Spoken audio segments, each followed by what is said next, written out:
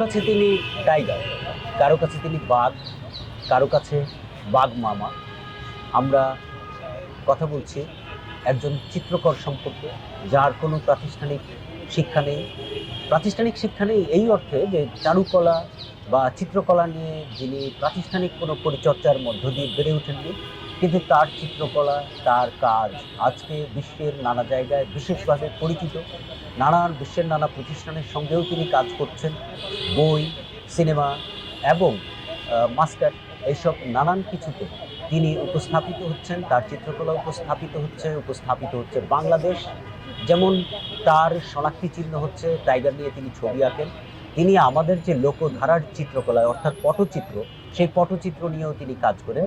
তিনি আমাদের অত্যন্ত কাছের লোক, অত্যন্ত পরিচিত মুখ, নাজির হোসেন, টাইগার নাজির।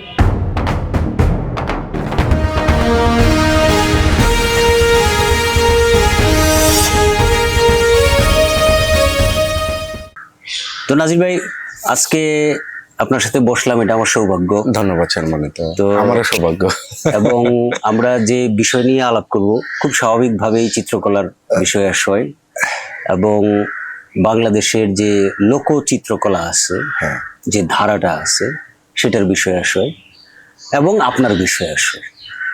কিন্তু মুশকিল হচ্ছে যেটা, যে আমি এই ট্র্যাডিশনের বা এই ঘরানার অর্থাৎ চিত্রকলার কোনো লোকই না, যে কারণে ভুল বেয়াদবি যদি কিছু থাকে, কোনো জায়গায় যদি মনে হয় লোকটা তো মূর্খের মতো কথা বলতেছে, এই যে মূর্খতা, সেটা মাফ করে দিবেন।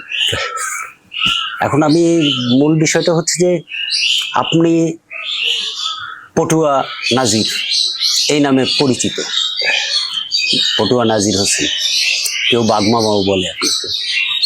কিন্তু বাংলাদেশে পটুয়া হিসেবে ঐতিহাসিকভাবে একটা চরিত্র আছে। এটা হলো উপন্যাসের গল্পের চরিত্র না, বাস্তবের চরিত্র। ওনার নাম পটুয়া কামরুল হাসান। আপনি কেন আপনার নামটা পটুয়া নিলেন? আচ্ছা, কামরুল হাসানের মতো একটা বটবৃক্ষ মাথার উপর থাকা সত্ত্বেও আপনার কেন মনে হলো না যে ওইটার মধ্যে আমি হারাইয়া যেতে পারি? আচ্ছা, ওই নামের আড়ালে হারাইয়া যেতে পারি।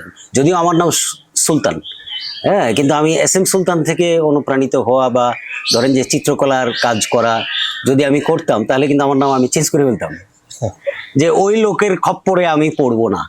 কিন্তু আপনি ওই ভয়টা পান নাই, এটার কারণটা? আচ্ছা, প্রথমত হচ্ছে পটচিত্র হচ্ছে আমাদের প্রায় 4000 বছরের একটা ঐতিহ্য। আমাদের নকশিকাঁথা, জামদানি, শীতলপাটি, পুঁথিপাট, যাত্রাপালা, যে নানান রকম যে আমাদের লোক ঐতিহ্য, লোক সংস্কৃতিগুলোর মধ্যে পটচিত্র হচ্ছে একটা গুরুত্বপূর্ণ বিষয়। আমাদের নদীমাতৃক দেশে যে নানান রকম যে মেলাগুলো হতো, ওই মেলাগুলোতে, উৎসবগুলোতেই এই যেমন আমাদের যাত্রাপালা, পুতুল নাচ এবং নানান রকম যে গ্রামীণ টেপা পুতুল, নানান রকম যে মাটির কাজ এবং আমাদের শিল্পীরা যে প্রাণের কাজগুলো করে ওই মেলাতে অংশগ্রহণ করতেন।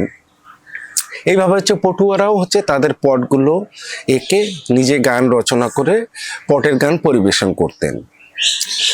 এইভাবেই হচ্ছে আমাদের গ্রামময় হচ্ছে পটের গান প্রচলিত ছিল বাংলায়, এপার বাংলা ওপার বাংলায়, এবং বিশ্বের বিভিন্ন দেশেও হচ্ছে আপনার নানান রকম ভাবে, যেমন জাপানিজ পট, জাপানিজ স্টাইলে, চায়না, তারপরে আরব মঙ্গোলিয়ান বিভিন্ন, ওরাও আবার পটের কাছাকাছি চিত্র আঁকতেন। তে আমি হচ্ছে প্রথমত হচ্ছে আমি পটুয়ার সন্তান নই।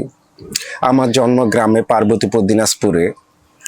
আমি হচ্ছে যখন একটু বড় হই, স্কুলে মায়ের কাছ থেকেই আমার হচ্ছে হাতে খড়ি, মা যখন মাটি ঘরে দেয়ালে লেপন করতেন, নকশিকাঁথা করতেন, তো এইভাবে হচ্ছে আমি তখন মাটিতে ছবি আঁকতাম আমার মতো করে। প্রতিটা শিশু যে যার মতো করে আঁকতো। আমাদের সবারই কিন্তু ধরেন যে আঁকা আঁকির যে স্বভাব, এটা কিন্তু মানুষের স্বভাবগত, এবং এই আঁকা আঁকি প্রথম শুরু হয়ে আসলে মাটির মধ্যে, বিশেষ করে গ্রামে যারা বসবাস। জি, তাই হচ্ছে আমি তখন আঁকতাম, মা খুব খুশি হতেন। তারপরে এভাবে যখন স্কুলে গেলাম, স্কুলে হচ্ছে সুন্দর যে আঁকাগুলো দেখতাম, খুব মনে খুব ভালো লাগতো, আমি আমার মতো করে আঁকার চেষ্টা করতাম। তারপরে একটা সময় হচ্ছে বড় হলাম যখন, স্কুলের হচ্ছে 8-9-এ যখন, তখন দেখলাম হচ্ছে আমাদের যে 16 ডিসেম্বর, 26শে মার্চ, নানান রকম যে বৈশাখী মেলাগুলো হতো, তা আমি হচ্ছে আমার মতো করে আঁকতাম। ওই সময় আবার হচ্ছে লোকজ ভাবনাগুলো আঁকার চেষ্টা করতাম। তারপরে যখন কলেজে উঠলাম তখন দেখতাম যে আমাদের শিল্পাচার্য জয়নুল আবেদিন উনি ওনার মতো করে টেপা পুতুলের স্টাইলটা ডেভেলপ করেছেন। তারপরে পটুয়া কামরুল হাসানের কথা বললেন। পটুয়া কামরুল হাসান হচ্ছে মডার্ন একজন আর্টিস্ট, উনি হচ্ছে সার্টিফিকেটধারী আর্টিস্ট, কিন্তু ওনার অন্তরের ভালোবাসা হচ্ছে আমাদের লোকশিল্প, আমাদের পটুয়া। এই নামটাকে পরিচিতির জন্য উনি নামের আগে পটুয়া দিয়েছেন। এবং উনি হচ্ছে আমাদের লোকশিল্প এবং মডার্ন মিক্সড করে উনি হচ্ছে হাজার হাজার ছবি এঁকেছেন। সেটা হচ্ছে এখনো রিসার্চ চলছে। যেমন আমাদের এস.এম. সুলতান, উনি আমাদের যে গ্রামীণ যে কৃষক, যারা যে ফসল রোপণ করে সেই ফসল খেয়ে আমরা বেঁচে থাকি, ওই কৃষককেই উনি ওনার মতো করে এঁকেছেন। তারপরে আমি দেখলাম যে বিভিন্ন পেপার পত্রিকায় যে পটুয়া হচ্ছে ওপার বাংলাও আছে, এপার বাংলাও আছে। তখন হচ্ছে আমি ভাবলাম যে আমি হচ্ছে খুব সহজ সরল ছবি আঁকবো, যেটা আমার সরাসরি আমার এই মাটি, আমার এই শেখর এবং আমার এই দেশকে রিপ্রেজেন্ট করে। সেই ভাবনার স্বরূপ হচ্ছে একটা দুইটা করে পট আঁকা শুরু করলাম এবং পটের গান নিজেও লিখলাম। একটা গান শোনাই। সবুজ গায়ে জন্মই আমার, সবুজ আমার মন, তাই তো আমি সবুজ নিয়ে ভাবি সারাক্ষণ। সবুজ পাখির মিষ্টি সুরে প্রাণ জুড়িয়ে যায়, বাউল ফকির মাঝি মাল্লা বাংলারই গান গায়। এভাবে হচ্ছে আমি পটও আঁকলাম এবং পটের গানও রচনা করলাম, আবার পটে গান রচনা করেও পট আঁকলাম। যেমন উপর বাংলায় হচ্ছে মানে একটু ইন্টারাপ্ট করি আপনাকে একটু, সেটা হচ্ছে যে আমরা যে ওই আপনি যেটা বলছিলেন যে 4000 বছর বা 3000 বছর, অর্থাৎ একটা দীর্ঘ সময়ে যে পট ও চিত্রের যে ঐতিহ্য আমাদের এখানকার, সেই ঐতিহ্যের মধ্যে আমরা একটা রূপ দেখবো, এখনকার অনেকে হয়তো জানেও না বিষয়টা। হ্যাঁ, সেই রূপটা হচ্ছে যে হয়তো একটা বড় কাপড়ের মধ্যে চিত্রটা আঁকা থাকলো, তারপরে কেউ হয়তো পাশে একটা এই যে কি যন্ত্রটা যেন আঙুলের মাঝখানে দিয়ে বাজিয়ে বাজিয়ে হয়তো ওই চিত্রকলাটার বর্ণনা দিচ্ছে, যে খঞ্জনি, যে বর্ণনা দিচ্ছে যে এরপরে এই ঘটলো, এরপরে এই ঘটনা ঘটলো, এরপরে এই ঘটনা ঘটলো। হ্যাঁ, অর্থাৎ আমাদের এখানে বাংলায় যেভাবে হলো ব্রত কথা বা অন্যান্য বিষয়ে ব্যাখ্যা করা হয় বা পাঠ করা হয়, এইটাই চিত্রকলা ধরে পাঠ করা বা গাজী গালুর পদ বলা হয়। হ্যাঁ, এগুলো ধরে বলা।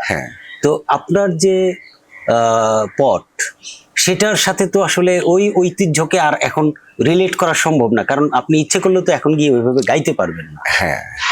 তো এখনকার পটটার সাথে আপনার পটচিত্রের সাথে আগের পটচিত্রের তফাৎটা কোথায় ঘটে যাচ্ছে? আচ্ছা, এখানে হচ্ছে যেমন আমাদের গাজী কালু চম্পাবতী, গাজীর পট যেটা হয়েছে, ওই সময় পটুয়ারা এঁকেছেন, ওই সময় পটুয়ারা গান গেয়েছেন। কোনো পটুয়া আবার শুধু পটে এঁকেছেন, আবার কোনো শিল্পীরা হচ্ছে ওই পটটাকে গানে রূপান্তরিত করেছেন। তো এইভাবে হচ্ছে যেমন কলকাতায় আছে, ওরা হচ্ছে পট আঁকে এবং পটের গান নিজেরাই পরিবেশন করে। ওদের হচ্ছে ধর্মীয় বিষয়টা হচ্ছে ওনারা বেশি প্রায়োরিটি দেয়। তা আমি হচ্ছে আমার পটটা হবে হচ্ছে সকল ধর্মের সম্প্রীতির জায়গা, মেসেজ স্বরূপ, এবং যেটা আমার দেশকে রিপ্রেজেন্ট করে সেই মেসেজ স্বরূপ আমি আমার পটটাকে আমার মতো করে আবিষ্কার করেছি। যেমন ওই সময়ের যে পটুয়াগুলো যেভাবে পটের রং ব্যবহার করতেন, ওনারা প্রাকৃতিকভাবে রং ব্যবহার করতেন, কিন্তু আমি হচ্ছে যেহেতু নাগরিক বাউল, মানে ঢাকা শহরে থাকি এবং আমি নাগরিক পটুয়া, কারণ আমি গ্রাম থেকে ঢাকায় এসেছি হচ্ছে আমার এই ঢাকাটাকে গ্রামীণ ঢাকা করার জন্য। কারণ এই রাস্তাঘাট সব জায়গায় শুধু মানুষ শুধু টাকার পিছনেই ছুটছে, বাড়ি গাড়ি সবকিছু মিলে হচ্ছে তাদের দৌড়ের শেষ নাই। তারা যে একটু থেমে যে একটু কবিতা চর্চা করবে, কবিতা লিখবে, ছবি আঁকবে, গান গাবে, এই সময়টা তাদের নাই। যখন হচ্ছে তারা শুধুই টাকার পিছনে ছুটবে, তাদের হচ্ছে ওই যে ভালোবাসার জায়গাগুলো কিন্তু কমে যাবে। সে কারণে ঢাকা শহরে হচ্ছে দেখবেন ভালোবাসা একেবারে সব কমে গেছে, সবাই হচ্ছে একেবারে রোবোটিকের মতো হয়ে গেছে, শুধু টাকা টাকা টাকা। এই কথাটার মধ্যে আমার দুইটা প্রশ্ন আছে আপনার এই কথাটার মধ্যে। একটা হচ্ছে যে আপনি যেটা কথাটা বললেন যে আমি গ্রাম থেকে ঢাকায় এসেছি ঢাকাটাকে গ্রামীণ ঢাকা করার জন্য। গ্রামীণ ঢাকা করার যে কাজটা, সেটা আপনি করতে পারছেন? নাকি ঢাকা আপনাকে গ্রাস করে ফেলছে, কোনটা? আচ্ছা, আমি হচ্ছে আমার এলাকায় থাকতেই বিভিন্ন উৎসবে অংশগ্রহণ করতাম। যখন কলেজে উঠলাম তখন দেখলাম হচ্ছে ছবিরহাট নামে একটা জায়গা আছে, প্রকৃতির পরিবেশে হচ্ছে ওখানে শিল্পীরা অংশগ্রহণ করতে পারে। তখন আমারও খুব ভালো লাগলো যে আমি যেহেতু গ্রামীণ বলায় আমার বেড়ে ওঠা, একটা ঢাকা শহরের ভেতরেও একটা গ্রামীণ একটা জায়গায় হচ্ছে এই প্রদর্শনীগুলো হচ্ছে, গান, ছবি আঁকা, নানান রকম নাটক। সেই মেসেজ স্বরূপ আমি হচ্ছে এক বস্তা শিল্পকর্ম নিয়ে ছবিরহাটে আসি। আসার পরে ওই পরিবেশটা দেখে এতই মুগ্ধ হলাম যে ওখানে আমার পেন্টিং ও বিভিন্ন শিল্পীদের সঙ্গে অংশগ্রহণ করালাম। তারপরে হচ্ছে ছবিরহাটটা যেভাবে হোক বন্ধ হয়ে গেল। এর ভিতরে আমি বিভিন্ন জায়গায় আবার প্রদর্শনী করেছি, শিল্পকলা জাদুঘর, বেঙ্গল গ্যালারি, নানান রকম গ্যালারিতে প্রদর্শনী করেছি। কয়টা প্রদর্শনী হয়েছে এখন? আমি হচ্ছে 63টা একক প্রদর্শনী করেছি। এবং একক? হ্যাঁ, 63টা? হ্যাঁ, শুধু অনেক। চেষ্টা করেছি। এবং হচ্ছে বিভিন্ন জায়গায় 400 মতো গ্রুপ এক্সিবিশন করেছি। এবং হচ্ছে গণমানুষের কাছে এই পটচিত্র, সেটা হতে পারে হচ্ছে পথকলি থেকে শুরু করে রাজা, মানে আমাদের দেশের রাষ্ট্রপ্রধান, তারাও তো রাস্তা দিয়ে হাঁটে। তারা যাতে এই কাজগুলো দেখে একটু অনুভব করে, তারা দেখুক না দেখুক সেটা হচ্ছে তাদের বিষয়, কিন্তু আমি চেষ্টা করি হচ্ছে এটাকে রিপ্রেজেন্ট করার মতো। আমার ভাবনা হচ্ছে আমার ঢাকা শহরকে আমি হচ্ছে গ্রামীণ ঢাকা করতে চাই, এবং আমার লাল সবুজ পতাকা, আমার বাংলাদেশকে আমি আমার যে গ্রামীণ ঐতিহ্যগুলো বিশ্বের দরবারে তুলে ধরতে চাই। এই মেসেজ স্বরূপ কাজ করে যাচ্ছে, চেষ্টা করছি বিভিন্ন জায়গায়, মাঠে ঘাটে যেখানে পাচ্ছি সেখানে প্রদর্শনী করি, পটের গান, পটচিত্র প্রদর্শনী। আচ্ছা, এই যে লাল সবুজ পতাকার কথা বললেন, আরেকটা কথা বললেন আপনি যে যে সবুজ আপনার প্রিয়, গানে গানে বলছিলেন আপনি, হ্যাঁ?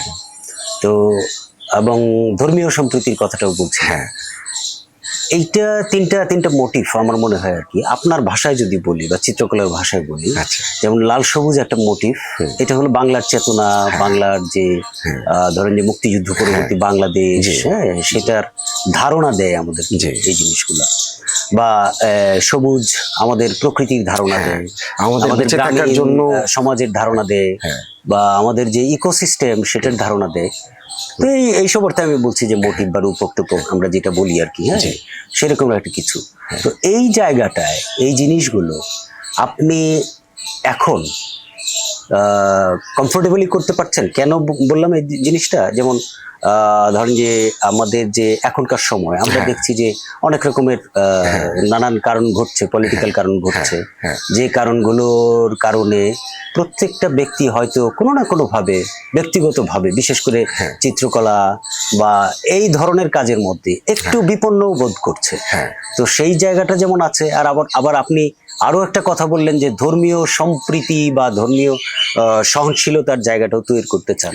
তো সেই জায়গাটাও আরেকটু বিপন্ন হওয়ার ব্যাপার আছে, যে আপনি যখন বলবেন যে আমি সবাই এক করতে চাই, তখন কেউ তো আসলে এক করতে চায় না, আলাদা করতে চাচ্ছে, বিরোধ হয়ে যাচ্ছে। তো এইসব কারণে আমি জিজ্ঞেস করলাম যে আপনি খুব মানে স্বস্তির সাথে এই ব্যাপারগুলোকে যেভাবে আগে ইস্তেমাল করতেন, সেভাবে করতে পারছেন কি? আচ্ছা, প্রথমত হচ্ছে আমাদের জাতীয় কবি কাজী নজরুল ইসলাম, উনি কিন্তু জানতেন যে এই কবিতা লিখলে আমি জেলে যাব। প্রথমত হচ্ছে উনি জানতেন যে আমি জেলে যাব, আমার মৃত্যু হতে পারে, বা আমাকে কাফেরও বলতে পারে। হ্যাঁ, কাফেরও বলতে পারে। সেই জন্য আমি তো হচ্ছে এই কাজী নজরুল, এস.এম. সুলতান, এনারা হচ্ছে আমার মানে কি বলবো সাহস, এবং এনারা হচ্ছে আমার শক্তি, এবং এনারা হচ্ছেন আমাদের অনুপ্রেরণা, অন্ততপক্ষে আমার। আমি হচ্ছে অতীতে যেভাবে পট এঁকেছি, যাদের সঙ্গে কমিউনিকেশন করেছে এবং দেখিয়েছি, তা আমি এখনো সেই সাহসের সহিতই আমি চেষ্টা করি দেখানোর জন্য। কারণ আমি হচ্ছে প্রায় 25 বছর ধরে লাল সবুজ পতাকা কপালে বহন করি, অন্তরে রাখার চেষ্টা করি। যেমন এই নানান জনে নানান কথা বলেছে যে এরকম তুই কি একাই দেশপ্রেমিক, আর কি দেশপ্রেমিক নাই? এই কেউ বলছে যে এটা খোল, মানে নানান জনের, কেউ বলছে যে তোমাকে চাকরি দিব, তুমি আরো হ্যান্ডসাম হয়ে থাকতে হবে, তোমার যেহেতু ছবি আঁকাতে অভাব সংকট এগুলো থাকে। তা আমি প্রথমে হতে নিজের কনফিডেন্স যে আমি হচ্ছে আমার পট আঁকবো, আমি আমার সংস্কৃতি আঁকবো, আমার বাংলাদেশকে আঁকবো, আমার মতো করে আঁকবো। আমার হচ্ছে যতই সংকট হোক প্রথমত হচ্ছে আমি জানি পটুয়াগুলো হারিয়ে গিয়েছেন হচ্ছে পৃষ্ঠপোষকতা না পাওয়ার কারণে। শুরুটা আমি তখন থেকে শুরু করেছি যে পটুয়ারা কিন্তু অন্য পেশায় চলে গেছে। বাংলাদেশে হাতে গোনা কয়েকজন আছে, কলকাতায় যেমন পটুয়া একটা গ্রাম আছে, সেই কারণে দেশি বিদেশি পর্যটকরা যে ওরা হচ্ছে ওই পটচিত্র চর্চা করে, রাষ্ট্রীয়ভাবে তাদের একটা ফান্ড দেওয়া হয়। আমাদের দেশে তো সেভাবে হচ্ছে আমরা সবসময় খালি উন্নয়ন, নানান রকম উন্নয়ন যে মানসিক যে উন্নয়ন সেদিকে আমরা তাকাই না। একটা যে কবিতা লেখার একটা পরিবেশ, একটা গানের পরিবেশ, একটা হচ্ছে চর্চার পরিবেশ। তা আমাদের তো হচ্ছে সংস্কৃতির চর্চার উন্নয়ন করতে গেলে তখন হচ্ছে আমাকে সততা হলে আমি যে জায়গাটা হচ্ছে উন্নয়নে যেটা হচ্ছে আমার এত খরচ হবে সেটা হচ্ছে আমি একটু চুরি করব, একটু কম চুরি করব। তো এই জায়গাগুলো হচ্ছে আমি জানি যে এগুলো একটু সময় লাগবে, আদৌ হবে কিনা সেটার উপর আমার কোনো ইয়া নাই। যেটা সমাজের মতো চলুক, আমি আমার মতো করে চলবো, আমি আমার পটচিত্র চর্চা করব। এই শাহবাগ যে জায়গাটায় বসি, হ্যাঁ, এখানে হচ্ছে আগেও আন্দোলন হয়েছে, জুলাইয়ের পরে দিনে মনে করেন 4-5 করে আন্দোলন হয়েছে। নানান জনে নানান কথা বলেছে যে তুমি এত কিছু হচ্ছে, এই ভাঙতেছে ওই ভাঙতেছে, এই সমস্যা ওই সমস্যা, নানান রকম সমস্যা, তুমি কেন এখানে বসে ছবি আঁকতেছো, তোমাকে তো ধরে নিবে। আমি মনে করি যে বলতেছে সে হচ্ছে অসৎ অথবা কাপুরুষ, কেন সে হচ্ছে ভীত। কেন এস.এম. সুলতান বলেন, নজরুল বলেন, ওনারা কিন্তু জানতো যে আমার মৃত্যু হবে, আমি জেলে যাব। তো এই কনফিডেন্স গুলো হচ্ছে তাদের কম, কেননা যত আমাদের সংস্কৃতির চর্চা হবে তত আমার দেশকে আমি রিপ্রেজেন্ট করব। এবং আমি হচ্ছে সততার বাণী, আমাদের লালন সাঁইজি যেমন হচ্ছে বিশ্ব শান্তির জন্য, বিশ্ব মানবতার জন্য উনি যে কাজগুলো করেছেন, যতদিন যাচ্ছেন ততই কিন্তু লালন সারা বিশ্বে আলোকিত হচ্ছেন। ওনার যে বাণীগুলো, এই বাণীগুলো হচ্ছে নানান জনে হচ্ছে আমি মনে করি গুটি কয়েকজন অথবা এটাকে অন্তরে লালন করে। কেননা ওনারা যদি সত্যিকারে লালন করতো তাহলে এই সমস্যাগুলোও হতো না। ভাই আমাকে মারবা, তোমরা বুঝতেছো না দেখে আমাকে মারতেছো, ঠিক আছে, যখন বুঝবা তখন হচ্ছে অ্যাপ্রিসিয়েট করবা। তা আমি সবকিছু জানার পরও এত আন্দোলন সংগ্রামের মধ্যেও আমি হচ্ছে শাহবাগ মোড়ে বসে ছবি আঁকতেছি। আমি মনে করি শাহবাগ মানে হচ্ছে বাংলাদেশ, কারণ এখান থেকে আমাদের সংস্কৃতি চর্চা বলেন, বই মেলা বলেন, মুক্তিযুদ্ধ বলেন, ভাষা আন্দোলন বলেন, নতুন বাংলাদেশ বলেন, আর যাই বলেন সবকিছুর কেন্দ্র হচ্ছে শাহবাগ। এখানেও একটা সময় অতীতে মেলা হাজার হাজার বাঘ ছিল, এখনো বাঘ এখন আছে। তো শাহবাগ নিয়ে অন্য কথা বলা হয়, হ্যাঁ, একটা বড় গোষ্ঠী রাজনৈতিক ভাবে ধরেন যে শাহবাগকে ডাউন করার জন্য বা কালচারালি ডাউন করার জন্য অনেক সময় এই কথাও বলে থাকে যে শাহবাগ হচ্ছে গায়ে গন্ধ, শাহবাগ হচ্ছে গোসল করে না, শাহবাগ হচ্ছে চুলে শ্যাম্পু দেয় না, শাহবাগ হলো লম্বা চুল রাখে, হ্যাঁ, শাহবাগ নোংরা জামা পরে। তো এই বৈশিষ্ট্য কি আপনাকে দেখলে তো যদি এরকম কারো মনে হয় যে এই যে জামা নোংরা করে রাখছেন রং টং দিয়ে, আচ্ছা, হ্যাঁ, সেটাকে আপনি কিভাবে ডিফেন্ড করেন, মানে এটা কি কিভাবে? আচ্ছা, এই বিষয় হলো প্রথমত হচ্ছে আমাদের যারা সংস্কৃতি চর্চা করে তাদের হচ্ছে একেবারে যে মানসিকভাবে তো পবিত্র থাকতে হবে, না তো পবিত্র কিছু আসবে না, এটা হচ্ছে একটা ব্যাপার। তারপরে হচ্ছে শাহবাগ নিয়ে হচ্ছে নানান রকম গল্প থাকবে, এটাকে আলোচনা করলে হচ্ছে মানুষ কম শুনে, কিন্তু সমালোচনা করলে মানুষ বেশি শুনে। বুঝতে পারছি, কারণ সুন্দর কিছু চিন্তা আমরা করি না, অসুন্দর গুলোই হচ্ছে ভাইরাল বেশি হয়, যাকে বলে এখনকার সব নেগেটিভ গুলো হচ্ছে আপনি তাড়াতাড়ি ক্যাচ করতে পারবেন। এই নেগেটিভ গুলো নিয়ে হচ্ছে কিছু কিছু মানুষ হচ্ছে যারা একটু অল্প শিক্ষিত তারা হচ্ছে মেলা কিছু বলবে, এটা হচ্ছে নিয়ম। যুগে যুগে কালে কালে নানান কিছুই বলবে, কিন্তু হচ্ছে যারা চর্চা করবে তারা হচ্ছে গুহার ভেতরেও চর্চা করবে। আমাদের লালন সাঁইজি যেমন উনি কুষ্টিয়ায় চর্চা করেছেন, আমাদের এস.এম. সুলতান যেমন নড়াইলে চর্চা করেছেন, আর আমি হচ্ছে বিশাল ঢাকায় এসেছি হচ্ছে ঢাকাটাকে গ্রামীণ ঢাকা করার জন্য এখানে চর্চা করছি।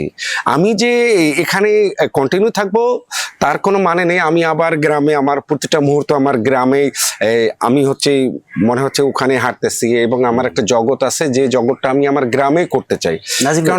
পটুয়া নাজির হোসেন, আপনার কাছে আরেকটা বিষয় জানতে চাইবো, সেটা হচ্ছে যে এই যে আপনি চারুকলায় আছেন, হ্যাঁ, কতদিন হলো চারুকলায়? আচ্ছা, আমি প্রায় 2000 সাল থেকে ঢাকা শহরে এবং 2000 সাল থেকে হচ্ছে ছবির হাট, তারপরে হচ্ছে আপনার ওই চারুকলায় যে ছবির হাট মানে আমি ধরে নিচ্ছি যে বৃহত্তর অর্থে চারুকলার পরিবেশ, যেটা আর কি চারুকলার পরিমণ্ডল। হ্যাঁ, ওই প্রায় হচ্ছে 25 বছর। 25 বছর। আমার এই যে লাল সবুজ পতাকার বয়স হচ্ছে 25 বছর এবং ঢাকা শহরের বয়স মানে আমার থাকার বয়স হচ্ছে 25 বছর। কিন্তু এই যে চারুকলায় থাকা, এটা তো একটা ইনস্টিটিউট। ইনস্টিটিউট এই অর্থে যে অনুষদ এখন, এই অর্থে ইনস্টিটিউট যে আমরা যে অর্থে প্রতিষ্ঠান বলি আর কি, হ্যাঁ, যে আপনি অপ্রাতিষ্ঠানিক আছেন একটা প্রতিষ্ঠানের কাছাকাছি বা একদম সাথেই, এবং তাদের সাথে বিভিন্ন ধরনের এক্সিবিশনে, প্রদর্শনীতে আপনি অংশও নিচ্ছেন। মানে আপনার কি কখনো মনে হয়েছে যে আপনাকে তারা একটু অ্যালাইন্ড করছে বা একটু বিচ্ছিন্ন রাখছে বা একটু মানে সমাজচ্যুত মনে করতেছে যে ওকে কেন নেব আমরা, এরকম কি মনে হয়েছে? আচ্ছা, প্রথমত হচ্ছে আমি 2000 সাল থেকে বৈশাখে যে উৎসবটা হয়, উৎসবে আমি ভলান্টিয়ারি করি প্রায় 25 বছর। কিন্তু আমি ভেবে নিয়েছিলাম যখন আমি হচ্ছে একটা, যেহেতু বৈশাখ হচ্ছে বাংলা সংস্কৃতি, বাংলার ঐতিহ্য, আমাদের লোকজ ঐতিহ্যগুলো, তো ওখানে যখনই ছবি আঁকতাম টিভি চ্যানেল মিডিয়া হচ্ছে আমাকে নিয়ে কাভারেজ করতো।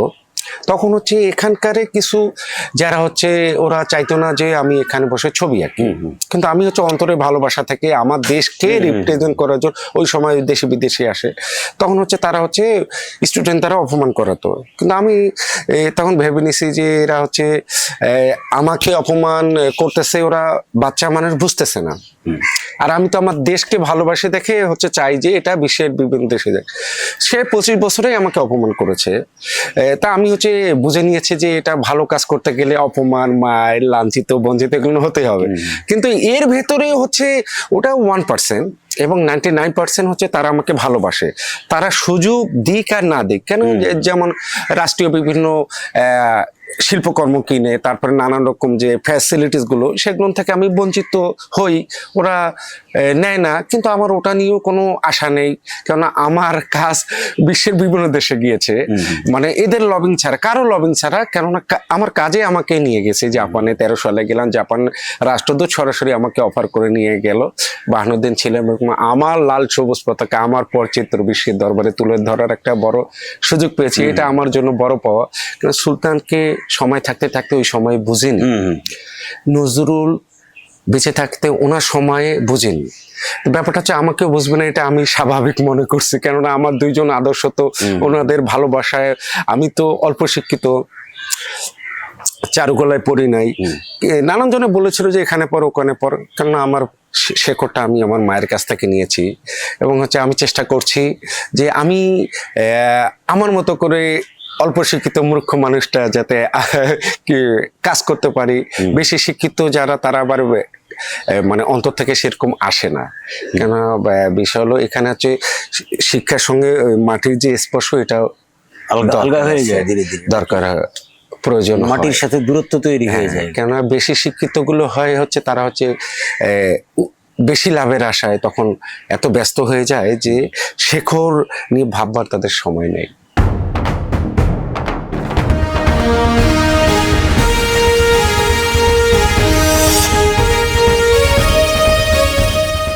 আচ্ছা নাজির ভাই, আমরা যেসব কথাবার্তা বলছিলাম তার মধ্যে আমার একটা জানার খুব আগ্রহ একটা বিষয়ে, সেটা হচ্ছে যে চিত্রকলায় আমরা দুইটা জিনিস দেখি। একটা হচ্ছে ধরেন যে আর্ট ফর আর্ট শেক বলে এটাকে, হ্যাঁ, যে মানে আমার ভালো লাগে, আমার আনন্দ লাগে, যে কারণে আমি ছবি আঁকি, হ্যাঁ, কারো ধারদারি না, কারো পয়সা করিরও ধারদারি। আরেকটা হচ্ছে যে না, আমি প্রফেশনালি আঁকি। এখন যারা আমাদের এখানে পটচিত্র করতেন, লোক পটচিত্র শিল্পী যারা ছিলেন, তাদের একটা ব্যাপার ছিল যে তারা একই সঙ্গে এটা নেশা ও পেশা ওই জায়গা থেকে কিন্তু করতেন। আপনি কোন জায়গা থেকে করেন? এটা কি ধরেন যে একদম পেশাগত জায়গা থেকে, নাকি নেশা ও পেশার একটা সম্মিলন, নাকি শুধুই নেশার জায়গাটাকে প্রাধান্য দেন, কোনটা? আচ্ছা, বিষয় হলো প্রথমত হচ্ছে আমাদের রং তুলি, তারপর হচ্ছে কাগজ, এগুলো তো কিনতে হবে, নিজের বেঁচে থাকা, নিজের পরিবার, সমাজ সবকিছু মিলে সার্ভাইভ করতে হবে। অতীতে যেটা বলেছিলাম যে পটুয়ারা কিন্তু পৃষ্ঠপোষকতা না পাওয়ার কারণে কিন্তু তারা হচ্ছে অন্য পেশায় চলে গেছে। কিন্তু আমি সবকিছু জেনেই হচ্ছে আমি পটচিত্রটাকে আমার বিষয় হিসেবে নিয়েছি। সেই ভাবনা স্বরূপে আমি হচ্ছে কন্টিনিউ পট আঁকি, দরকার পড়লে একটু কম খাবো, পরিবারকে একটু কম দিব, কিন্তু আমার নেশা হচ্ছে ছবি আঁকা এবং পট আঁকা। এর এর মধ্যে কিছু পট বিক্রি হয়, যেটা দিয়ে আমি হচ্ছে জীবিকা নির্বাহ করি। তারপর হচ্ছে আমি সেই 25 বছর আগে থেকে এটাকে পেশা হিসাবে আমি কনফার্ম করেছি, 100% কনফার্ম এখন বয়স করেছি। কত আপনার? এখন হচ্ছে কত হবে, 40-এর বেশি হবে। আচ্ছা। সেই কারণে হচ্ছে নানান রকম ঘাত প্রতিঘাত, সংগ্রাম, নানান রকম কিছু আমার জীবনের মধ্যে দিয়ে গিয়েছে। এবং এমনও হয়েছে যে আমি রাস্তায় সারা রাত ছিলাম, অথবা এই রাস্তায় ছবি এঁকেছি, এবং বিভিন্ন সংকটের মধ্যেই আমি চেষ্টা করেছি আমি আমার চর্চাটা চালিয়ে যাব। কেননা আমার মা, আমার পরিবার নানান রকম বলতো যে ছবি এঁকে চলা, কেননা শিল্পী কবিদের খুবই জীবন কঠিন। খুব কঠিন। কেননা আমাদের দেশ সেভাবে সংস্কৃতির যে একটা প্ল্যাটফর্ম, একটা যে পৃষ্ঠপোষকতা অথবা মেলা উৎসব, এগুলো হচ্ছে খুবই কম। যেটা হয় হচ্ছে খুবই কম হয়, এটা আরো বেশি করে হওয়া উচিত। যখন একটা ফেস্টিভ্যাল হবে তখন হচ্ছে না, এটা বেশি হওয়া উচিত কেন? যে আপনাদের মানে আয় ইনকাম বেশি থাকবে এই কারণে, নাকি একটা দেশের সংস্কৃতিকে আরো সম্প্রসারিত, আরো বলিষ্ঠ, আরো উন্নত, আরো শক্তিশালী করার জন্য? হ্যাঁ, দুটাই। কেননা আমাদের দেশের সংস্কৃতি, আমরা যখন ফেস্টিভ্যাল হয় অথবা এক্সিবিশন হয়, তখন হচ্ছে নানান রকম কবি, শিল্পী, সাহিত্যিক, তারপর হচ্ছে সংগ্রাহক ওনারা আসে, যেটা ওনাদের পছন্দ হয় সেটা ওনারা সংগ্রহ করে। এবং আমি মনে করি হচ্ছে আমাদের সেই গিয়াটা এখনো তৈরি হয়নি, বেসমেন্টটা। এবং নানান যেটাও তৈরি হয়েছে সেটা হচ্ছে সবাই ওখানে আবার এলাও না, কেননা এখানে হচ্ছে ওনার পরিচিত ওই গ্রুপ, এই গ্রুপ, সেই গ্রুপ, নানান রকম গ্রুপ, একাডেমিক গ্রুপ, নন একাডেমিক গ্রুপ, নানান রকম সমস্যা ক্রিয়েট আমরা করেছি, ওপেন করিনি সবার জন্য। যেমন আমার যে সাধারণ সেন্সে মনে হয়, অবশ্যই এটা আমার রাষ্ট্রের, এটা হচ্ছে একটা সরাসরি বাংলাদেশকে রিপ্রেজেন্ট করে, বাংলাদেশের ঐতিহ্যকে রিপ্রেজেন্ট করে। এবং হচ্ছে আমি মনে করি যে আমি যে নানান রকম পট এঁকেছি, এবং একটা বিদেশি যখন আমার পটটা সংগ্রহ করলো, সে কিন্তু ডলারে সংগ্রহ করলো, তাইলে আমার বিদেশি ডলার কিন্তু আমার পটের মাধ্যমে কিন্তু ঢুকলো, তাই না? এটা কিন্তু আমার দেশের হচ্ছে খুব ইম্পর্টেন্ট একটা বিষয়। এগুলো হচ্ছে আমরা ভাবি না। বড় বড় মোড়লরা যে যে জায়গায় আছে, তারা হচ্ছে এটা ভাবাটা খুব জরুরি, যে এটা হচ্ছে প্রথমত হচ্ছে আমার দেশের অর্থনৈতিকভাবে সচলতা হবে, এবং আমার দেশকে বিশ্ববাসী চিনবে। কারণ এই যে আমাদের নতিমাত্রিক দেশ, আমরা সৌভাগ্যবান যে এই মাটিতে আমাদের জন্ম। এবং এই বাঙালি এবং বাংলাদেশি সারা পৃথিবীতে যদি আপনি কোট করেন অথবা লেখেন, সঠিকভাবে যদি উপস্থাপন করেন যে সারা বিশ্বের ভেতরে বাঙালি এবং বাংলাদেশি তারা হচ্ছে বড় বড় জায়গায় আছে, তবু যদি আমরা না বুঝি। এদেশের ধরেন যে এই যে নদীমাতৃক আপনি বললেন, এই কারণে কিন্তু এই দেশের মানুষের প্রোডাক্টিভিটিও বেশি। হ্যাঁ, মাটির উর্বরতা যেমন বেশি, গাছপালা জন্মায় বেশি, মানুষ জন্মও দেয় বেশি। হ্যাঁ, সবটাই হয়। কিন্তু আপনার বাচ্চা কাচ্চা কয়জন? ও আচ্ছা, আমার হচ্ছে 2 বাবা। বড় জনের নাম হচ্ছে অঙ্কন, ছোট জনের নাম হচ্ছে আনান। আচ্ছা আচ্ছা আচ্ছা।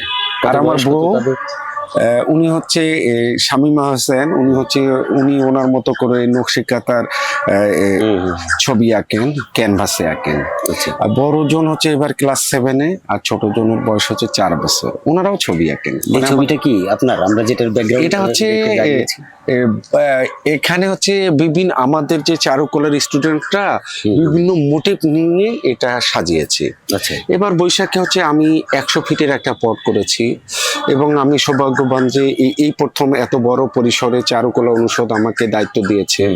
এটা আমার জন্য একটা বড় পাওয়া। আমি আমার দেশকে বড় পরিসরে বিশ্ববাসীর কাছে তুলে ধরার চেষ্টা করেছি, আমার পরিবার, আমার বন্ধু সহ।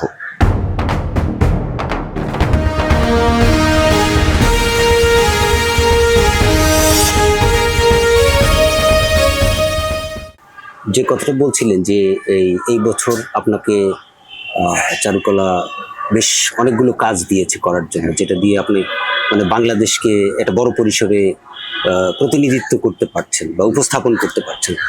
কিন্তু আরো একটা বিষয় আমার জানার, সেটা হচ্ছে যে এই যে বড় পরিসর পাওয়া, আপনি জাপান গিয়েছিলেন আপনার ছবি নিয়ে। তো আপনার 25 বছরের আঁকা আঁকির ভেতরে থাকার মধ্য দিয়ে কোন ঘটনাটিকে আপনার খুব মনে হয় যে ব্যক্তিগত জীবনে এটা একটা বিরাট অর্জন? অর্জন হচ্ছে আমি 25 বছর ধরে বৈশাখে ছবি এঁকেছি। আমার যে বাংলার যে ঐতিহ্য এবং সারা পৃথিবীর মধ্যে আমি মনে করি আমাদের যে পহেলা বৈশাখ অথবা আনন্দ যে শোভাযাত্রা, এটা হচ্ছে বিশ্ব সম্প্রীতি এবং হচ্ছে আমার দেশকে তুলে ধরার জন্য একটা বড় পরিসরে দেশব্যাপী একটা, ওটা তো ইউনেস্কো স্বীকৃত একটা ইউনেস্কো স্বীকৃতি পেয়েছে। এটা হচ্ছে আমাদের দেশের জন্য বড় পাওয়া। কিন্তু এবার যে নাম পরিবর্তন হয়ে গেল সেটার কি হবে? আনন্দ শোভাযাত্রা। হ্যাঁ, এখন বিষয় হলো কি, যুগে যুগে কালে কালে নানান রকম ঘটনা ঘটবে। এটা হচ্ছে বিষয় হলো আমাদের এটা অ্যাপ্রিসিয়েট করতে হবে। কেন আগেও ছিল আনন্দ শোভাযাত্রা, হ্যাঁ, আবার ওটাই আবার ঘুরে আসছে। না কিন্তু এটার সাথে তো একটু মানে সংকট যেখানে হয় যে ধরা যাক যে আমরা হেরিটেজ বলতে যে জিনিসগুলো বুঝি সেগুলো তো ধরেন যখন নাকি ইউনেস্কো বা এরকম কোনো প্রতিষ্ঠান যখন স্বীকৃতি দেয় যে নাজির হোসেনের নাম নাজির হোসেন, এই সূত্রে আমি তাকে স্বীকৃতি দিলাম, এবং এটা একটা কোডিং, নাম তো একটা কোড। হ্যাঁ, আপনি আমাকে সুলতান বললে চিনবেন বা আপনাকে আমি নাজির বললে চিনবো। হ্যাঁ, আপনার নামে 1 হইতে পারতো, আমার নাম 2 হইতে পারতো, জাস্ট কোড একটা। তো এখন ধরেন যে ইউনেস্কোর কাছে কোড হিসেবে আছে মঙ্গল শোভাযাত্রা। হ্যাঁ, আর আপনি এখানে ও যেটাকে কোড করে রেখেছে এটাকে আপনি কোডটা ভেঙে দিছেন, তখন তার কাছে তো এটা শনাক্ত করতে একটু সংকট হবে, বা বিশ্বের অন্যান্য দেশের কাছেও শনাক্ত করতে একটু সংকট হবে, হবে না? যেমন ধরা যাক যে আমাদের যে বিমানবন্দর আছে, এই বিমানবন্দরের নাম তো শাহজালাল ছিল না। একসময় ধরেন যে ঢাকা বিমানবন্দর ছিল, তারপরে হলো জিয়া আন্তর্জাতিক বিমানবন্দর ছিল, তারপরে শাহজালাল হলো। তো এই যে নাম পরিবর্তন করতে গিয়ে কিন্তু অনেক ভোগান্তিও পোহাতে হয়। অনেক জায়গায় ওই কোড চেঞ্জ করতে হয়। হ্যাঁ, সারা দুনিয়াতে বলতে হয় যে ভাই আমার নামটা কিন্তু চেঞ্জ হয়ে গেছে। এই জায়গা থেকে আমি বলছিলাম যে এটা কি একটা সমস্যা হলো কি? এখানে সমস্যা বলতে কি, আমরা হচ্ছে সুদূর প্রসারে কোনো ভাবনা ভাবি না। প্রথমত হচ্ছে আমাদের যে ভাবনাগুলো সেগুলো হচ্ছে কি, আমার সন্তান আমার নাতিপুতি যাতে একটা সুন্দর দেশ পায়, সুন্দর একটা পৃথিবী পায়, এটা নিয়ে আমরা ভাবি না, বুঝছেন? সেই কারণে আমি ইনস্ট্যান্ট আমার কত আমি ইনকাম করব অথবা কত আমি চেঞ্জ করতে পারবো, এবং এটা নেগেটিভ কি হবে, এটার পজিটিভ কি হবে, এগুলো নিয়ে হচ্ছে আমাদের গুণীজনরা এটা ভালো বলতে পারবে। কিন্তু সবচেয়ে বড় কথা হচ্ছে কি, গুণীজনরা যাই বলুক, আমরা তো আমাদের ধরেন যে মতামতটা দিয়ে যেতে পারি যে আমার এটা ভালো লাগতেছে না, বা এটা এর মধ্যে এটা প্রবলেম হইতে পারে। হ্যাঁ, এখন আমি মনে করি হচ্ছে সবচেয়ে বড় কথা হচ্ছে কামেই পরিচয় হওয়া উচিত, মানে কাজেই পরিচয় হওয়া। নামটা হচ্ছে তো কে কে ভাবে ডাকলো, যেমন হচ্ছে আমাদের নজরুলকে নানান রকম নামে ডাকতেন, তারপর SM সুলতানকে নানান ভাবে ডাকতেন, কিন্তু ওনার হচ্ছে কাজটাই হচ্ছে ইম্পর্টেন্ট, ঠিক আছে? আমি এই দৃষ্টিকোণ থেকে শুধু ক্ষুদ্র মেধায় যেটা আমার আসছে।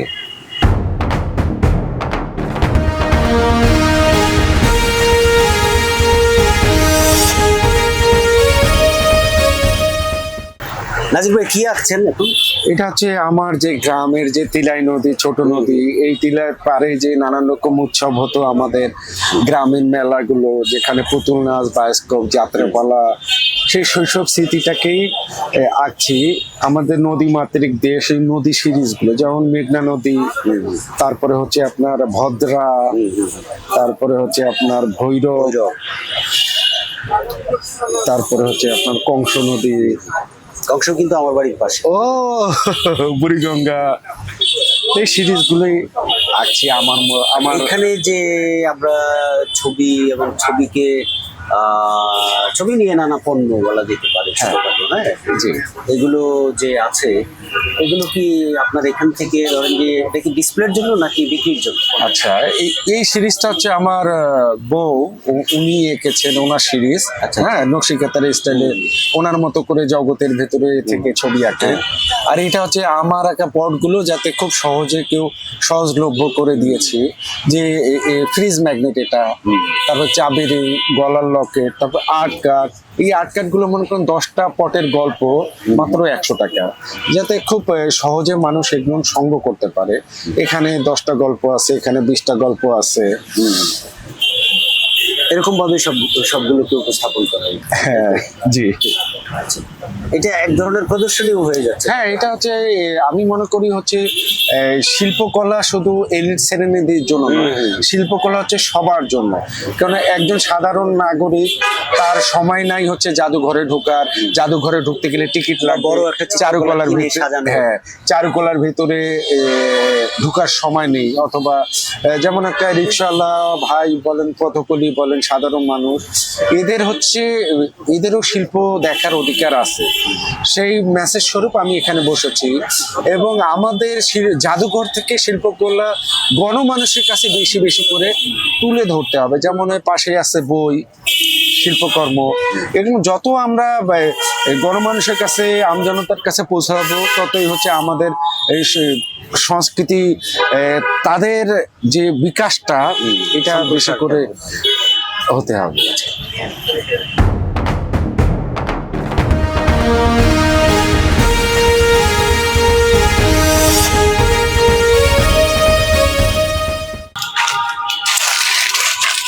এখন সামনে কি কাজ আছে নাজির ভাই? সামনে হচ্ছে কি কি? আমি নদী সিরিজ নিয়ে কাজ করছি, নদী মাতৃক দেশে। যে আমাদের যে নদীর পাশে পারে যে সভ্যতা তৈরি হয়েছে, এই সিরিজটা আমি করছি। আচ্ছা আচ্ছা আচ্ছা, নদী পাড়ের সভ্যতা। হ্যাঁ, আমার পটচিত্রে হ্যাঁ। যেমন তিলাই নদী, গড়াই নদী, তারপরে হচ্ছে যমুনা, পদ্মা, আমরা এখানে বসে মেঘনা। আপনার বাড়ি কোন নদীর পাড়ে? আমার বাসা হচ্ছে তিলাই নদীর পারে, একটা তিলাই। ছোট নদী। তিলাই নদী কোন নদীর মানে পাশে? আমরা বড় নদী কোনটাকে চিনবো যেটা পাশে আছে? করতোয়া নদী। হ্যাঁ, ও, করতোয়া করতোয়া। নদীর শাখা হচ্ছে তিলাই নদী। এটা হচ্ছে আমার নানার বাড়ির সঙ্গে লাগা। আচ্ছা। এবং এই তিলাই নদীতেই যেতাম, হচ্ছে ওখানে হচ্ছে উৎসব হতো। আমাদের যে গ্রামীণ যে উৎসবটা আছে না, নদীর পাড়েই হতো, যেখানে যাত্রাপালা হতো, পুতুল নাচ, বায়োস্কোপ, তারপর নানান রকম পিঠাপুলি। তো এই মামাদের যে জমি ছিল, জমিটা যখন ধান কাটা শেষ হয়ে যেত, তখন সে বিভিন্ন জায়গা থেকে নানান রকম শিল্পীরা আসতো। তো গ্রামীণ জীবন, গ্রামীণ যে আমাদের যে ঐতিহ্যগুলো, এগুলো তো বিলুপ্তি হয়ে গেছে, এটা স্বাভাবিক সভ্যতার কারণে। তো ওই সময়টা আমার খুব মনে পড়ে, যে আমি তখন ছোট ছিলাম, যেতাম মামাদের হাত ধরে, নানান রকম যে পুতুলগুলো নিতাম, এবং পটুয়াদের পটের গান পরিবেশন এমন কোনো করতাম। ধরেন যে সুনির্দিষ্ট ঘটনা বা সুনির্দিষ্ট কোনো স্মৃতি যেটা আপনাকে টার্ন মানে একটু রূপান্তর করে ফেলা, মানুষকে পরিবর্তন করে দেয়, যেটা যে আমি ছবি আঁকবো, হ্যাঁ। এই জায়গায় নিয়ে আসছে গ্রাম, নদী, ঐতিহ্যের মধ্যে কোনো কোনো উপাদান মনে পড়ে যেটা আপনাকে একদম বদলে দেয় রাতারাতি? আচ্ছা, বিষয় হলো প্রথমত হচ্ছে আমার যে জননীর কাছ থেকে যে চর্চাটা এবং আমি মনে করি আমার রক্তের ভেতরে মনে ছিল। কারণ আমি মা খালি বলতো যে তোমার ভবিষ্যৎ কি হবে, তুমি এর পাশে অন্য কিছু চর্চা করো, অথবা প্র্যাকটিস করো, অথবা ট্রেনিং নাও। তো আমি হচ্ছে সেই কারণে আবার কম্পিউটারের গ্রাফিক ডিজাইনেও ট্রেনিং নিয়েছি, ওখানে বেশ কয়েকদিন কাজও করেছি। কিন্তু আমার ওই ট্রেনিং মানে রং তুলিতে সবসময় মন পড়ে থাকে, তো সেই কারণে আমি হচ্ছে চাকরিটাও ছেড়ে দিয়েছি। যে আমি যতই সমস্যা হোক, তারপরে রাস্তায় থাকবো, একটু কম খাবো, কিন্তু আমি আমার পটচিত্র চর্চা করব, যেখানে আমার মাটির গন্ধ পাওয়া যায়, আমার দেশকে খুঁজে পাওয়া আচ্ছা, আপনি একবার আমরা যখন কথা বলা শুরু করলাম, তখন একটা বিষয় বলেছিলেন যে পটুয়া কামরুল হাসান বা কাজী নজরুল, এস এম সুলতান, এরা কোনো না কোনো ভাবে আপনাকে অনুপ্রাণিত করেছে। কিন্তু আপনি তো 25 বছর চিত্রকলায় আছেন, কামরুল হাসান বা এস এম সুলতান বা জয়নুল আবদিন এরা কেউ নেই এইখানে। তো এই 25 বছরে চারুকলার যারা শিক্ষক, শিক্ষার্থী, চিত্রকর যারা আছেন, তাদের মধ্যে কার কাজ আপনার ভালো লেগেছে? বা একজনের নামই বলতে হবে এরকম না, কাদের কাজ আপনার ভালো লাগে বর্তমান সময়ের, অর্থাৎ গত 25 বছরের মধ্যে? আমি হচ্ছে যেহেতু পটচিত্র আঁকি, লোকশিল্প আঁকি, না চিত্র আঁকার জায়গা থেকেই না, শুধু মানে চিত্র উপভোগ করার, চিত্র দেখার, চিত্র ভালো লাগার জায়গা থেকে আচ্ছা আচ্ছা, কাদের কাজ ভালো লাগে? ও এখানে হচ্ছে আব্দুল শাকুর ওনার কাজ আমার খুব ভালো লাগে। উনি হচ্ছে একটা আমাদের যে শীতল পাটির যে মোটিভটা ওটা নিয়ে কাজ করে। তো এই কাইম চৌধুরীর কাজও আমার ভালো লাগতো। আচ্ছা, আর এখনকার জন্য মধ্যে এখনকার সমসাময়িক স্পেশালি বলতে পারবো না, কিন্তু সবার মানে কাজ সেটা যেই হোক ভালো লাগে। আচ্ছা আচ্ছা, লাস্ট না এক্সিবিশন ধরেও বলতে পারেন যে লাস্ট যে এক্সিবিশন গুলো হয়েছে এগুলো হয়তো আপনার মনে পড়ে যেতে পারে যে এই এক্সিবিশনে অমুকের কাজ ছিল, ওগুলো ভালো ছিল। আচ্ছা আচ্ছা আচ্ছা। হ্যাঁ, আমরা এরভাবে কথা বললে অনেক সময় আসলে স্মৃতি মনে পড়ে না, হঠাৎ করে মনে পড়ে। হ্যাঁ, এই জন্য এই প্রদর্শনী তো আমি চেষ্টা করি কন্টিনিউ, যেহেতু চারুকলার কাছে থাকি, সব প্রদর্শনী দেখার চেষ্টা করি। তা মোটামুটি আমাদের তরুণ প্রজন্ম যারা তারা কিন্তু খুব অস্থির, কারণ তারা এই চারুকলায় পাশ করে 90% হচ্ছে আপনার হচ্ছে একটা চাকরিতে চলে যায়। কিন্তু এই যে ত্যাগ স্বীকার করা অথবা পরিশ্রম করা, কাজ নিয়ে মনোনিবেশ করা, এই জায়গাটুকু একেবারে কমে গেছে। কারণ এখন হচ্ছে আপনার যে বাজার ব্যবস্থা, একটা যে আপনি প্রদর্শনী করবেন সে একটা ডিসপ্লে সেন্টার নাই। এটার জন্য দায়ী হচ্ছে আমাদের যারা গুরু যারা ছিলেন তারা হচ্ছে দায়ী। কেন তারা হচ্ছে সমাজের রাষ্ট্রের সর্বোচ্চ জায়গায় ছিলেন, কিন্তু তারা হচ্ছে তাদের সন্তানদের জন্য, তাদের ছাত্রদের জন্য, ছাত্রীদের জন্য কোনো স্পেস করে নাই। যেটা হচ্ছে আপনার ডিজিটালি একটা আর্টের মার্কেট হতে পারতো, শিল্পকলায় একটা স্থায়ীভাবে একটা গ্যালারি থাকা উচিত ছিল। যে চারুকলা একটা স্থায়ী গ্যালারি থাকা উচিত ছিল, যে শিল্পীরা ছবি আঁকবে, ছবিটা ডিসপ্লে করবে, এবং এই ছবিটা যেহেতু এখানে নানান রকম দেশি বিদেশি আসে, তারা তখন হচ্ছে একটা কাজ যখন 10,000 টাকা দিয়ে নিল, তখন সেই শিল্পীটা যদি মাসে 3টা কাজও সেল হয়, তখন তারা চাকরি করতে হলো না, সে স্বাধীনভাবে ছবি আঁকতে পারতো। এই জায়গাগুলো হচ্ছে তারা তৈরি করেনি। এখন আর কাজগুলোর মধ্যে সবচেয়ে বেশি মানে বিক্রির জায়গা থেকে সবচেয়ে বেশি মূল্য ছিল কোনটার, এবং কার কাছে বিক্রি করে? বিষয় হলো আমার কাজগুলো যেহেতু আমার দেশকে রিপ্রেজেন্ট করে, আমি মনে করি আমার প্রতিটা ডটে হচ্ছে আমার কাছে অমূল্য। নিশ্চয়ই, কেন সোনার চেয়ে অমূল্য। এখন হচ্ছে সঠিকভাবে রিপ্রেজেন্ট না হওয়ার কারণেই হচ্ছে এটা দায়িত্ব শুধু আমার একার নয়, আমার রাষ্ট্রে আপনাদের মতো বুদ্ধিজীবীদেরও এটা দায়িত্ব সঠিক জায়গায় সঠিক কিছু উপস্থাপন করা। তো এইভাবে আমি হচ্ছে এই 2টা বড় পেন্টিং করেছিলাম, যেটা হচ্ছে জাতিসংঘের যে হেড অফিসে আছে এই ইয়াতে আপনার গুলশানে। ওটা হচ্ছে মোটামুটি বড় কাজ ছিল। আচ্ছা, আর একদম সর্বশেষ যে বিষয়টা জানতে চাইবো, যেটা নিয়ে আপনি এই একটু আগে একটু খোঁচাও দিলেন আমাদেরকে, হ্যাঁ, যে আমাদের কাজ একজন শিল্পীর দৃষ্টিতে, একজন নাজির হোসেনের দৃষ্টিতে, বা একজন এই দেশের নাগরিকের দৃষ্টিতে শিল্পকলার জন্য, বা আপনি যে ধরনের সংস্কৃতি চর্চা করেন, যে ধরনের বায়োস্কোপের মধ্যে আপনি থাকেন, আমি বায়োস্কোপ বলছি এই কারণে যে ধরনের শিল্প নেশার মধ্যে আপনি থাকেন, তার জন্য কেমন একটা দেশ হওয়া উচিত আপনি মনে করেন? এটা হচ্ছে খুব সহজ সরল। আমি মনে করি হচ্ছে আমাদের যারা সংস্কৃতির যারা বুদ্ধিজীবী আছে, বড় জায়গায় আছে, ওনারা যদি 10 জন মিলে যে এই শিল্পকলার এই খাতে, যেমন হচ্ছে বইমেলার কথাই বলেন, বইমেলায় শুধু হচ্ছে কবিদের শিল্প, শুধু কবি সাহিত্যিকদের, কিন্তু এটা তো সবার। কারণ একটা বইয়ের প্রচ্ছদ, হাজারো গল্পের মধ্যে হচ্ছে বইয়ের প্রচ্ছদ দেখেও কিন্তু মেলা কিছু আমরা শিখি। চিত্রকলা হচ্ছে এমন একটা ভাষা যে এটা হচ্ছে সারা পৃথিবীর অন্ধবাদে, সারা পৃথিবীর মোটামুটি যারাই তারা বুঝে। তো এই বই মেলায় হচ্ছে শিল্পীদেরও অংশগ্রহণ করা উচিত। বাণিজ্য মেলা, তো নানান রকম মেলায় হচ্ছে আমি মনে করি হচ্ছে যেমন মেট্রো রেল যেটা হয়েছে, এখানে যে যাত্রী যে ইয়াটা, ওখানে হচ্ছে বই থাকবে, শিল্পকর্ম থাকবে। আপনার হচ্ছে সদরঘাটে, এয়ারপোর্টে, কমলাপুরে যখন এই যে বই এবং শিল্পকর্মর যখন হচ্ছে আমরা প্রদর্শনীগুলো করতে পারবো, এখান থেকে আমাদের কবিতার বইটাও বিক্রি হয়ে গেলো। সে হচ্ছে তখন চাকরি না করে সে কবিতা লেখাই শুরু করলো। তারপরে শিল্পীটাও হচ্ছে সে হচ্ছে চাকরি তো যারা করে তারা করবে, কিন্তু যারা হচ্ছে ভালো কাজ করতে চায় তাদের হচ্ছে রিপ্রেজেন্টটা খুব জরুরি। সেই জন্য আমি মনে করি এই প্ল্যাটফর্মগুলোতে এখনো ভাবা উচিত। আমাদের সবই আছে, জাস্ট গোছানো একটা প্ল্যাটফর্ম করা উচিত, যেখানে হচ্ছে শিল্প সাহিত্য প্রদর্শনী সেটা ডিজিটাল হোক অথবা হার্ড কপি হোক, এগুলো হচ্ছে অবশ্যই খুব জরুরি। যত এটা ডিসপ্লে হবে তত আমাদের দেশের জন্য ভালো। কেন একটা শিশু একটা বই দেখবে, তখন তার মা চেষ্টা করবে বইটা নেওয়ার জন্য, তখন হচ্ছে যে লেখলো তার সেও অর্থনৈতিকভাবে লাভবান হলো এবং যে এবং আঁকলো, ওই মানসিক বিকাশটাও ঘটবে হ্যাঁ হ্যাঁ, ভালোভাবে। সেই চর্চাটা হচ্ছে আমাদের করা উচিত।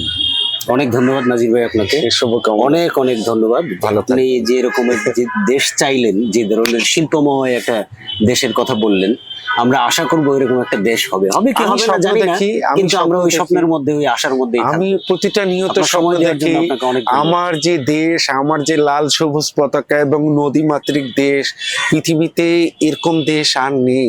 খালি জাস্ট আমাদের সুন্দরভাবে সবকিছু সাজিয়ে দেখতে হবে। সততাটা হলেই আমার দেশ একটা সময় সারা বিশ্বের লোক এখানে আসবে। ধন্যবাদ আপনাকে।